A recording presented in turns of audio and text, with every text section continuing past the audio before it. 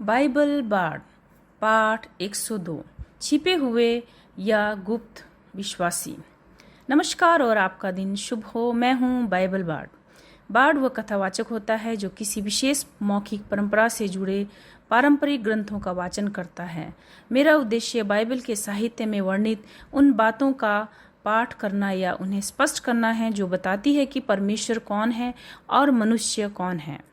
आज हम अपनी चर्चा यहाँ से आरंभ करते हैं। बाइबल में एक रोचक प्रश्न सामने आता है। एक और विश्वासियों को अपने विश्वास को सार्वजनिक रूप से स्वीकार करने के लिए प्रोत्साहित किया जाता है, लेकिन दूसरी ओर बाइबल में ऐसे लोगों की कहानियां भी मिलती हैं जो छिपे हुए या गुप्त विश्वासी थे।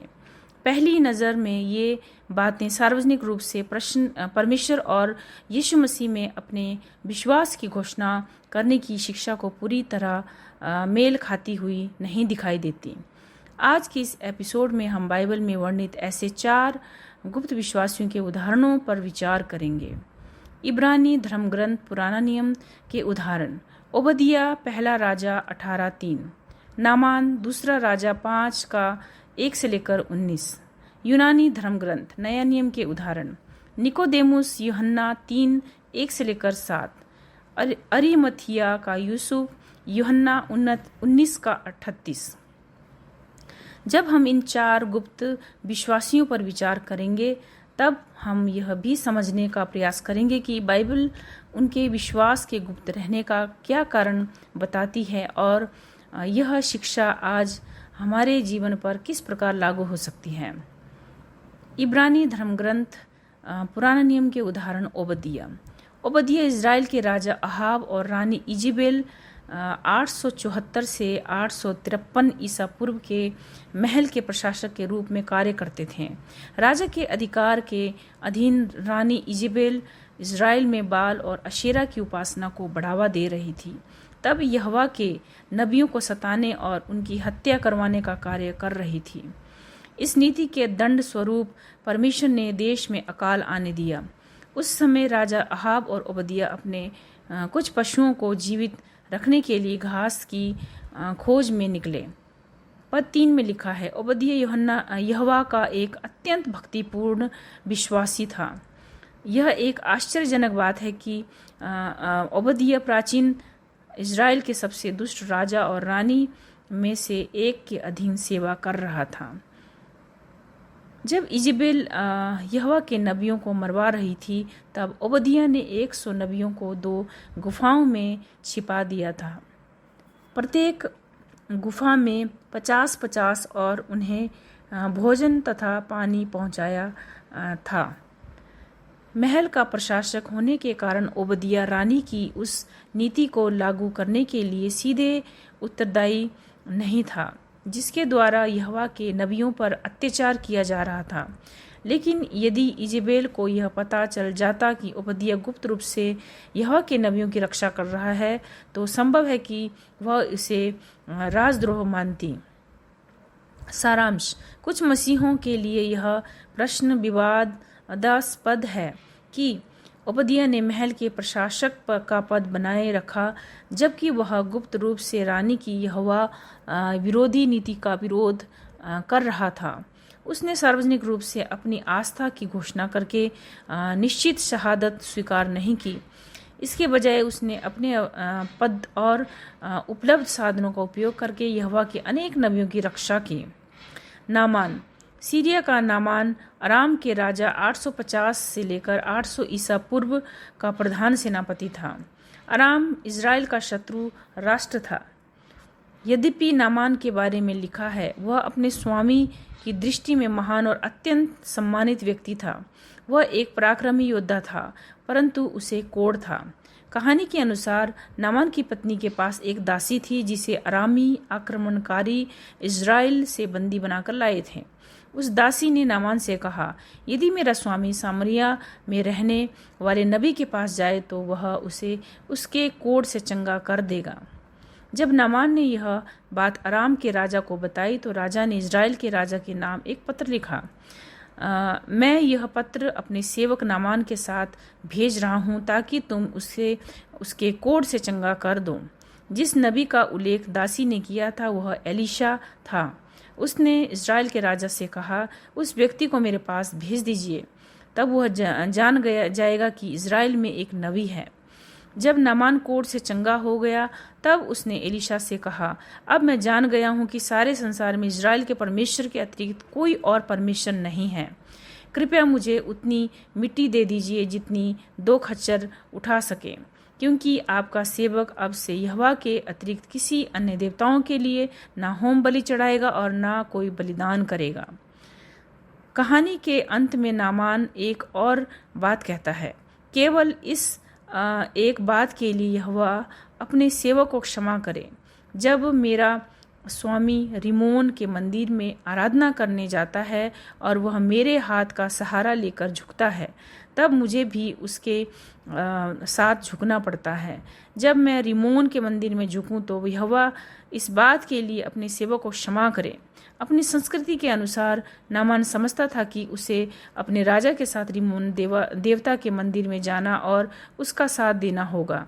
उसे यह भी महसूस हुआ कि ऐसा करना उसके वचन के विरुद्ध प्रतीत हो सकता है, जिसमें उसने केवल इज़राइल के परमेश्वर यहोवा की उपासना करने का निश्चय किया था। उसने यह बात एलीशा के सामने स्पष्ट की और नबी का आशीर्वाद प्राप्त किया। यूनानी धर्म ग्रंथ नए नियम के उदाहरण निकोदेमुस एक फरीसी और यहूदी महासभा का सदस्य था। जब यीशु सार्वजनिक रूप से सेवा कर रहे थे, जब यहूदी महासभा ने यीशु का विरोध करना आरंभ किया, तब निकोदेमुस रात के अंधकार में यीशु से मिलने आया। यूहन्ना 3:1-21 में। बाद में जब यीशु का विरोध और बढ़ गया, तब निकोदेमुस ने अन्य फरीसियों के सामने यीशु के पक्ष में बात की। यद्यपि उसने अब भी यह सार्वजनिक रूप से प्रकट नहीं किया कि वह स्वयं यीशु पर विश्वास करता है। यूहन्ना 7:50-52। यूहन्ना 7:13 इस प्रकार के गुप्त विश्वासियों का कारण बताता है, परंतु यहूदियों के भय से कोई भी उसके विषय में खुलकर नहीं बोलता था। अरिमथिया का यूसुफ। एक और गुप्त विश्वासी अरिमथिया का यूसुफ था। यीशु की मृत्यु के बाद वह रोमी राज्यपाल पिलातुस के पास गया और यीशु के शरीर को दफनाने के लिए मांगा। बाइबल स्पष्ट रूप से कहती है यूसुफ यीशु का चेला था, परंतु यहूदी अगुओं के भय के कारण गुप्त रूप से उसके गुप्त रहने का कारण बाद में इस प्रकार बताया गया है। फिर भी अधिकारियों में से बहुतों ने यीशु पर विश्वास किया, परंतु फरीसियों के भय से उन्होंने उसे स्वीकार नहीं किया, क्योंकि उन्हें डर था कि कहीं उन्हें आराधनालय से निकाल ना दिया जाए। यूहन्ना 12:42। इसके बाद बाइबल बताती है कि यूसुफ और निकोदेमुस दोनों ने मिलकर यहूदी रीति रिवाजों के अनुसार यीशु के शरीर का दफन किया।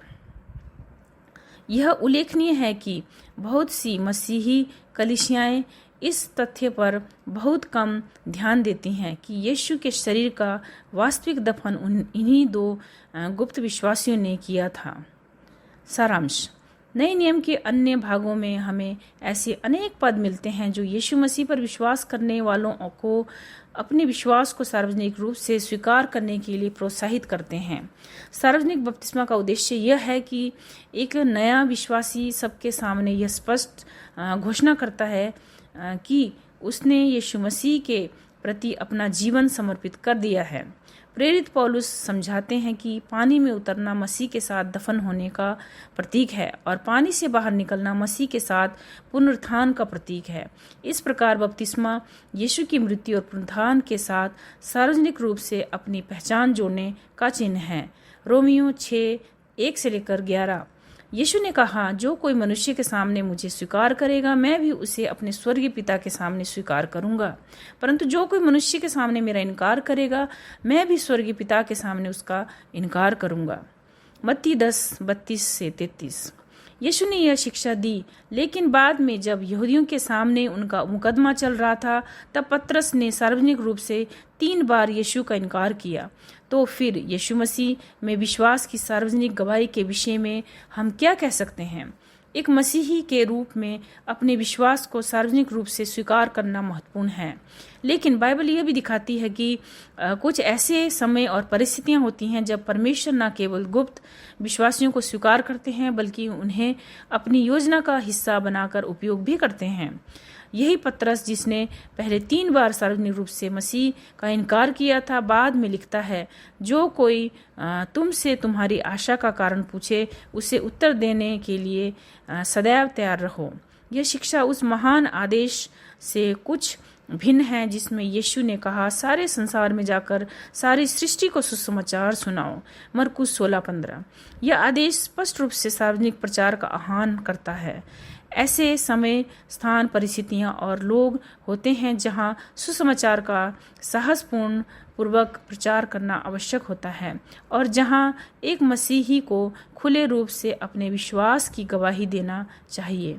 वहीं दूसरी ओर कुछ परिस्थितियां ऐसी भी होती हैं जहां एक मसीही को बुद्धिमानी, विवेक और समझदारी के साथ अपनी गवाही देनी चाहिए। फिर भी किसी भी परिस्थिति में यदि किसी विश्वासी से उसके विश्वास के विषय में पूछा जाए तो उसे कभी भी यीशु मसीह का इनकार नहीं करना चाहिए। यदि परिस्थितियां कठिन हों और उससे उसके विश्वास के बारे में कोई ना पूछे तो वह अपने जीवन के आचरण को ही अपने विश्वास का सबसे बड़ा प्रमाण बनने दे सकता है। और जब उससे उसके विश्वास के विषय में पूछा जाए तब उसे उत्तर देने के लिए सदैव तैयार रहना चाहिए। निष्कर्ष, बाइबल बाड़ इसी प्रकार कार्य करता है। हमारी संक्षिप्त पाठ सीधे विषय पर केंद्रित होते हैं। इनमें अनावश्यक बातें या विषय से भटकाव नहीं होता। हमारा उद्देश्य बाइबल के साहित्य, उसके विचारों और शिक्षा को प्रस्तुत करना है, क्योंकि अधिकांश लोगों ने कभी बाइबल की बातों का गंभीर अध्ययन नहीं किया है। आप स्वयं निर्णय करें कि आप बाइबल की शिक्षाओं से सहमत हैं या नहीं। किसी भी पॉडकास्ट एपिसोड को देखने या सुनने के बाद www.biblebard.org पर जाकर उसका लिखित प्रतिलेख डाउनलोड करें ताकि आप उसे पढ़ सकें और आवश्यकता पड़ने पर उसका संदर्भ ले सकें। यदि आप चाहें तो पैट्रियन के माध्यम से बाइबल बाड़ पॉडकास्ट का सहयोग कर सकते हैं। केवल $1 प्रति सप्ताह और $5 प्रति माह का सहयोग भी पॉडकास्ट के खर्चों को पूरा करने में सहायता करता है। आप GoFundMe के माध्यम से भी योगदान दे सकते हैं। स्वयं बाइबल बाड़ कोई वेतन नहीं लेते और न ही समर्थकों द्वारा दिए गए आर्थिक सहयोग से व्यक्तिगत रूप से कोई लाभ प्राप्त करते हैं। यदि आपके कोई प्रश्न या सुझाव या टिप्पणी हो तो उन्हें biblebards@gmail.com पर भेजें। हमें आपकी प्रतिक्रिया पाकर खुशी होगी। संपर्क करें। बाइबल बाड़ की सामग्री को सुनने या पढ़ने, दूसरों के साथ साझा करने के लिए आपका अग्रिम धन्यवाद। यह सामग्री Amazon म्यूजिक, कैप्टिवेट, अंग्रेजी, उर्दू, चिचेवा, स्वाहिली, हिंदी और Spanish, Instagram, iTunes, Rumble, SoundCloud, Spotify, TikTok, Tumblr, Twitter तथा यूट्यूब सहित विभिन्न ऑनलाइन मंचों पर उपलब्ध है। धन्यवाद। आपका दिन शुभ रहे।